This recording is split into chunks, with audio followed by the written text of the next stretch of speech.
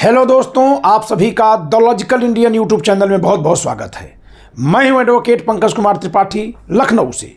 दोस्तों, बाबा साहब डॉक्टर भीमराव आम्बेडकर के बारे में गृह मंत्री अमित शाह ने जो बयान दिया था, अब उसको लेकर के राजनीति करवट बदल रही है। अभी तक तो खबर केवल इतनी भर थी कि भाजपा के समर्थक दल, मोदी सरकार के समर्थक दल चुप हैं, खामोश हैं, और विपक्ष खासकर इंडिया गठबंधन की पार्टियां अमित शाह के इस्तीफे की मांग कर रही हैं, घटक दलों पर दबाव बना रही हैं कि वे सब मोदी सरकार से समर्थन वापस ले लें या अमित शाह का इस्तीफा लेने के लिए मोदी सरकार को बाध्य करें। लेकिन अब ये क्या, अब तो एक ऐसी खबर आ रही है जो बिल्कुल ही इन घटनाओं के उलट है। और वह क्या है कि बिहार के मुख्यमंत्री, जनता दल यूनाइटेड पार्टी के नेता नीतीश कुमार जी को कुछ दिन पहले आम आदमी पार्टी के संयोजक, दिल्ली के पूर्व मुख्यमंत्री अरविंद केजरीवाल ने पत्र लिखा था। शुक्रवार को यह पत्र लिखा था इन्होंने, कल ही। और इस पत्र में इन्होंने पूछा था नीतीश कुमार जी से कि गृह मंत्री अमित शाह द्वारा राज्यसभा में जो बाबा साहब अम्बेडकर पर टिप्पणी की गई है, बात कही गई है, उस पर आप बताइए आपका क्या विचार है। किसने सवाल किया था? अरविंद केजरीवाल जी ने। किससे किया था? नीतीश कुमार जी से। अब दोस्तों, आप सब जानते हैं कि इस समय जनता दल यूनाइटेड के कार्यकारी राष्ट्रीय अध्यक्ष हैं संजय झा जी। संजय झा जी ने तो अरविंद केजरीवाल जी पर इतने बड़े बड़े खुलासे कर दिए और सवाल कर दिए कि अरविंद केजरीवाल का डॉक्टर आम्बेडकर के प्रेम प्रदर्शन का पर्दाफाश कर दिया। इन्होंने पूछा है कि आप दो राज्यों में चुनाव जीते, दिल्ली और पंजाब। बाबा साहब की तस्वीर लगा करके आपने पंजाब में चुनाव लड़ा था, भगत सिंह की तस्वीर के साथ।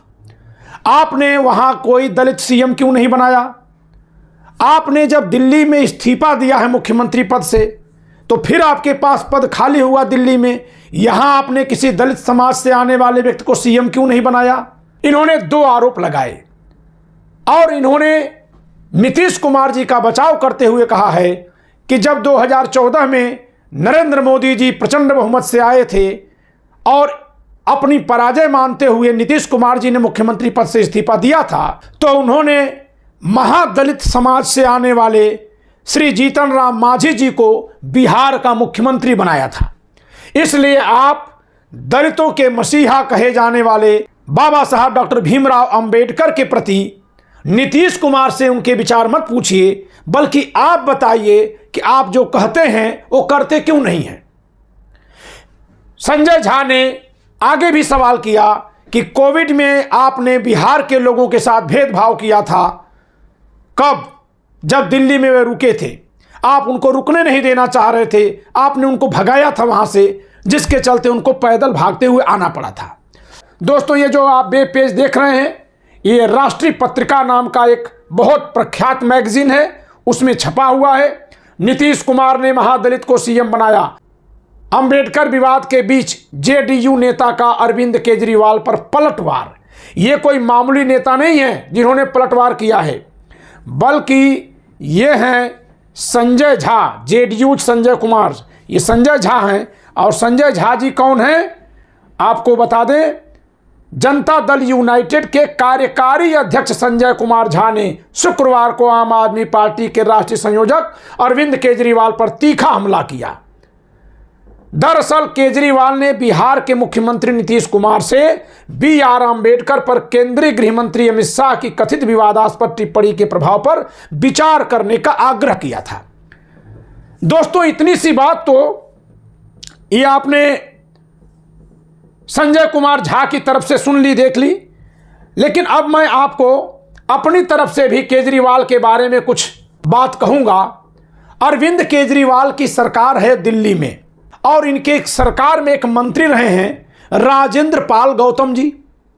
दोस्तों, राजेंद्र पाल गौतम जी से अरविंद केजरीवाल ने कह करके इस्तीफा ले लिया था। जी हां, कहा कि आप इस्तीफा दीजिए, बर्खास्त तो नहीं किया, दबाव डाल करके उनसे इस्तीफा ले लिया था। क्यों लिया था आप जानते हैं? इसलिए लिया था कि बाबा साहब ने जो दीक्षा ली थी बौद्ध धर्म की, उस दीक्षा तिथि पर, दीक्षा दिवस पर एक कार्यक्रम होता है जिसमें अंबेडकर जी की 22 प्रतिज्ञाएं पढ़ी जाती हैं और लगभग 20 वर्ष से उस कार्यक्रम में राजेंद्र पाल गौतम जी शरीक होते हैं और वे स्वयं भी उन प्रतिज्ञाओं को पढ़ते हैं सबके साथ। राजेंद्र पाल गौतम की एक वीडियो वायरल हुई थी जिसमें वे बाबा साहब डॉक्टर भीमराव अंबेडकर द्वारा लिखी उन 22 प्रतिज्ञाओं को पढ़ रहे थे, जिसमें लिखा हुआ है कि प्रतिज्ञा लेने वाला ब्रह्मा विष्णु महेश को नहीं मानेगा, गौरी गणेश की पूजा नहीं करेगा, ऐसे करके, यानी जिसमें सनातन धर्म की मान्यताओं में जो देवी देवता हैं उनको न मानने की प्रतिज्ञा ली गई है। ऐसे में क्योंकि केजरीवाल जी उस समय सॉफ्ट हिंदुत्व की राजनीति कर रहे थे और करेंसी पर लक्ष्मी जी और गणेश जी की फोटो छापने की मांग कर रहे थे, उसी समय वो वीडियो वायरल हुई जिसमें इनकी सरकार के उस समय के मंत्री राजेंद्र पाल गौतम जी कहते हुए सुनाई दे रहे थे, दिखाई दे रहे थे कि मैं गौरी गणेश को नहीं मानता। तो ऐसे में केजरीवाल पर सवाल उठा था कि आप तो कह रहे हैं कि भारत की करेंसी पर लक्ष्मी जी और गणेश जी की चित्र छापे जाएं और आपके मंत्री कहते हैं कि वे गौरी गणेश को नहीं मानते। तो जब हिंदुत्व और सनातन की राजनीति करने वाले लोगों या मानने वाले लोगों की तरफ से सवाल उठा था तो केजरीवाल जी ने अपने ही मंत्री राजेंद्र पाल गौतम जी को दबाव डालकर इस्तीफा देने के लिए विवश किया था। और यही कारण है कि राजेंद्र पाल गौतम जी ने न केवल इस्तीफा दिया था बल्कि बाद में उन्होंने आम आदमी पार्टी भी छोड़ दी थी। बर वक्त तो बहुजन समाज पार्टी में शामिल हो गए हैं। और अभी कल की एक और घटना है दोस्तों दिल्ली की। आप भानु प्रताप सिंह जी को जानते हैं? जी हां, वही ईवीएम को हटाने का आंदोलन चलाने वाले सुप्रीम कोर्ट के अधिवक्ता भानु प्रताप सिंह जी। उनके बहुत करीबी एक मित्र हैं इंजीनियर डीसी कपिल जी। उनके नेतृत्व में उनकी अध्यक्षता में एक मोर्चा बना है, राष्ट्रीय भागीदारी मोर्चा। और इस मोर्चा ने कल भ्रष्टाचारी कहते हुए केजरीवाल के आवास का घेराव का आह्वान किया था। कल वह कार्यक्रम दिल्ली में उन लोगों ने किया है। यानी कि केजरीवाल जी चाहे दलित समाज के वोट के लिए भले भगत सिंह जी और डॉक्टर अंबेडकर साहब की तस्वीर लगाए फिरें, लेकिन इन पर भी दलित समाज के साथ भेदभाव करने का आरोप उजागर होता चला जा रहा है। जब भारत का संविधान सबको धर्म की आजादी देता है, हां, किसी को भी दूसरे धर्म का अपमान करने का अधिकार नहीं देता, तो सब जो जिस धर्म को चाहे मान ले। जो हिंदू राष्ट्र की बात कर रहे हैं, जो हिंदुत्व की बात कर रहे हैं, उनका तो एजेंडा साफ है। वे इसके लिए आलोचना सहते हैं, चुनाव हारते हैं, सरकारें उनकी गिरी हैं कभी। मैं भाजपा की बात कर रहा हूं। लेकिन जो लोग संविधान की दुहाई दे करके, धर्मनिरपेक्षता की दुहाई दे करके भाजपा की आलोचना करते हैं, अमित शाह के बयान पर सड़कों पर धरना प्रदर्शन कर रहे हैं कि उन्होंने बाबा साहब डॉक्टर भीमराव अंबेडकर के प्रति हल्केपन की टिप्पणी की है, फिर वे ही लोग बाबा साहब के द्वारा लिखी गई 22 प्रतिज्ञा ले लेने वाले व्यक्ति से मंत्रिपरिषद से इस्तीफा कैसे मांग सकते हैं? ये एक साथ दो जुबान कैसे चल रही है? यही है वोट बैंक की राजनीति दोस्तों। ये बड़ी खतरनाक होती है और इससे समाज छला जाता है। तो जेडीयू की तरफ से जो कार्यकारी अध्यक्ष संजय कुमार झा ने सवाल उठा दिए हैं अरविंद केजरीवाल पर, इससे दो बातें एक साथ साफ दिख रही हैं। एक तो स्पष्ट है और दूसरे का अनुमान है। स्पष्ट यह है कि जेडीयू और आम आदमी पार्टी जो एक एनडीए की तरफ है और एक इंडिया गठबंधन की तरफ में आमने सामने की भिड़ंत हो गई है। और दूसरा कि जेडीयू ने अमित शाह जी के बयान पर कुछ कहने की बजाय अरविंद केजरीवाल को आईना दिखा दिया। इससे यह अनुमान है कि जेडीयू बीजेपी के साथ है और अमित शाह के बयान को सरकार का मामला, भाजपा का मामला बता करके उससे पल्ला झाड़ने के लिए रास्ता निकाल रही है। और यह रास्ता उसको दे दिया है अरविंद केजरीवाल ने अपने सवालों के जरिए। देखिए दोस्तों, कैसे कैसे राजनीति चलती है, कैसे कैसे राजनीति चलती है। कि बात तो सही है कि 22 प्रतिज्ञाएं ले लेने के कारण से जो हर वर्ष वो लिया करते थे, वैसे मैं तो एक सवाल पूछूंगा कि भाई जब एक बार प्रतिज्ञा ले लिए तो निभाइए, उसको बार बार लेने की क्या जरूरत है? इसका औपचारिक आयोजन क्यों? यह तो धर्म की आजादी में है, जिसकी जो आस्था है माने। लेकिन अगर वो कार्यक्रम होता रहा है और एक औपचारिक कार्यक्रम का रूप ले लिया है, तो वहां प्रतिज्ञा ले लेने के कारण से, उसका वीडियो वायरल हो जाने के कारण से हिंदू समाज के लोग नाराज न हो जाएं, सनातन धर्मी नाराज न हो जाएं, उनकी नाराजगी से बचने के लिए अरविंद केजरीवाल ने जो राजेंद्र पाल गौतम से इस्तीफा ले लिया था, क्या यह हिंदुत्व के नाम पर वोट देने वालों को खुश करने का एक इनका आचरण नहीं था? और यदि इन्होंने वैसा वोट के लिए किया था, तो आज जो बाबा साहब के सम्मान के नाम पर यह धरना प्रदर्शन कर रहे हैं, क्या यह भी वोट के ही लिए नहीं है? बहुत अफसोसजनक बात है दोस्तों कि जो अन्ना आंदोलन आज साबित हो गया कि पूरी तरह से फरेब था, उसके रीढ़ की हड्डी के तौर पर काम कर रहे थे अरविंद केजरीवाल। आज बच्चा बच्चा जान गया है, समझ गया है कि अन्ना हजारे का जो आंदोलन था, जो जन लोकपाल की कवायद थी, वह केवल तत्कालीन मनमोहन सिंह सरकार को कमजोर करने की साजिश थी, जिससे कि जो सूचना अधिकार अधिनियम मिला, जो सबको शिक्षा का अधिकार मिला, जो मनरेगा की योजना चली, जो वह सरकार बहुत ही डेमोक्रेटिक तरीके से चल रही थी, उस सबसे डिरेल करके सरकार पर कब्जा कर लिया जाए। और उस आंदोलन का हिस्सा रहे हैं अरविंद केजरीवाल। इनका चरित्र हमेशा ही इस तरह से दिख रहा है कि ये जहां वोट बैंक दिखता है उधर हो जाते हैं, फौरन होते हैं, बहुत तेजी से होते हैं। लेकिन अब इनके लिए मुसीबत बढ़ा दिया है जेडीयू के कार्यकारी अध्यक्ष संजय कुमार झा के इस बयान ने। इसके अलावा दिल्ली में जो सुप्रीम कोर्ट के अधिवक्ता भानु प्रताप सिंह जी की टीम के ईवीएम हटाओ मूवमेंट के बहुत प्रमुख समर्थक इंजीनियर डीसी कपिल जी ने जो अपने राष्ट्रीय भागीदारी मोर्चा के तहत इनके खिलाफ मुहिम छेड़ दी है, उस आंदोलन ने भी इन पर सवाल उठाना, अरविंद केजरीवाल पर सवाल उठाना शुरू कर दिया है।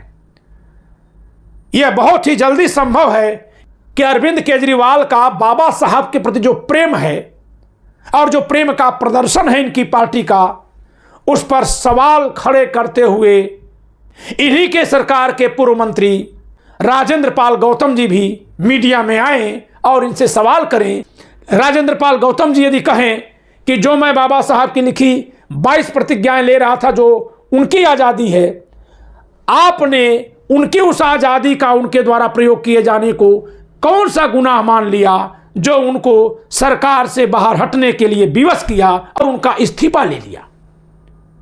और यदि यह सवाल उभर कर आ जाएगा तो केजरीवाल जी के अंबेडकर प्रेम का पर्दाफाश हो जाएगा कि ये जो डॉक्टर अंबेडकर से प्रेम कर रहे हैं, ये वास्तव में प्रेम है या उस समाज का जो बाबा साहब को अपना भगवान से भी ज्यादा मानता है, वोट पाने का एक तरीका मात्र है, एक दिखावा मात्र है।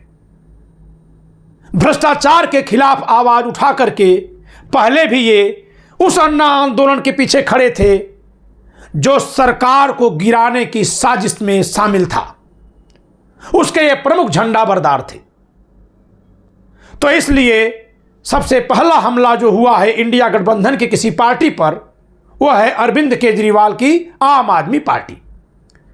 दोस्तों, यह बहुत बड़ी खबर है और इससे बहुत सारी चीजें भी निकल कर आनी बाकी हैं, क्योंकि हमको यह ध्यान देना है कि बाबा साहब के अपमान पर अमित शाह को घेरना बिल्कुल ठीक है, बिल्कुल जरूरी है, लेकिन जो कोई भी बाबा साहब के नाम पर वोट बैंक की राजनीति करने वाले लोग हैं, उन सबको पर्दाफाश करना जरूरी है। किसी को भी यह अनुमति नहीं मिलेगी कि किसी महापुरुष को लोगों को भुलवाने और उनका वोट हड़पने की टूल के तौर पर, की मशीन के तौर पर इस्तेमाल कर पाए। बाबा साहब हम लोगों के दिलों में हैं, अनेक महापुरुष हम लोगों के दिलों में हैं, लेकिन इन महापुरुषों के आधार पर कोई वोट पाले यह होने से रोकना है। हाँ, इन महापुरुषों के आधार पर उस नेता के चरित्र की, स्वभाव की, आचरण की, योजना की, सक्रियता की जांच की जाएगी। जो इन महापुरुषों के नाम पर वोट मांगने आता है कि भाई आप इनके आचरण पर कितना चले हैं, आप इनके मार्ग पर कितना चल पाते हैं, आप इनके कथनानुसार राजनीति कितनी कर रहे हैं, आपने इनके सपनों के भारत बनाने में क्या मदद की। यह सवाल जनता को करना सीखना होगा। नहीं तो कहीं कोई एक बात बोलेगा, उसके खिलाफ सब खड़े होंगे, वो हटेगा, दूसरा जो आएगा वह शायद उससे बड़ा दागदार हो। तो इसलिए जनता को सतर्क होना बहुत जरूरी है।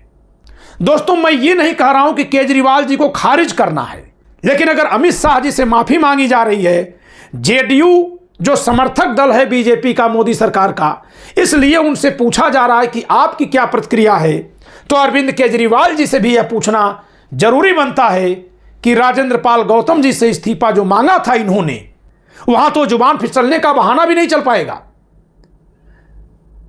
वो इनका कौन सा प्रेम था, कौन सा इनका प्रदर्शन था, कौन सा पथ था, यानी इनको जवाब देने का मौका दिया जाए, इनको सजा न दे दी जाए, इनको भी तो जवाब देना चाहिए। जब ये जवाब दे ले तब हम चलेंगे, फिर सोचेंगे कि इनकी पार्टी को बाबा साहब का समर्थक माना जाए या विरोधी माना जाए या दिखावटी माना जाए, क्या माना जाए, इनको वोट दिया जाए कि न दिया जाए। यही तो बात है ना, राजनीतिक पार्टियां वोट के लिए काम कर रही हैं। हाँ, महापुरुषों के सम्मान की रखवाली के लिए आंदोलन करना उनका दायित्व है, लेकिन खुद सम्मान न करते हुए दूसरे के द्वारा किए गए अपमान पर आंदोलन करना, यह उनका छलावा है जो जनता से कर सकते हैं।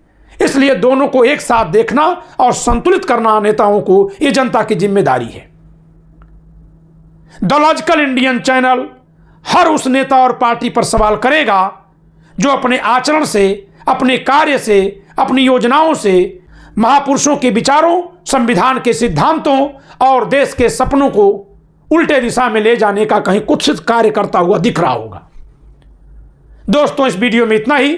वीडियो लाइक करिएगा, शेयर करिएगा, चैनल सब्सक्राइब न किया सब्सक्राइब करिएगा। जय संविधान।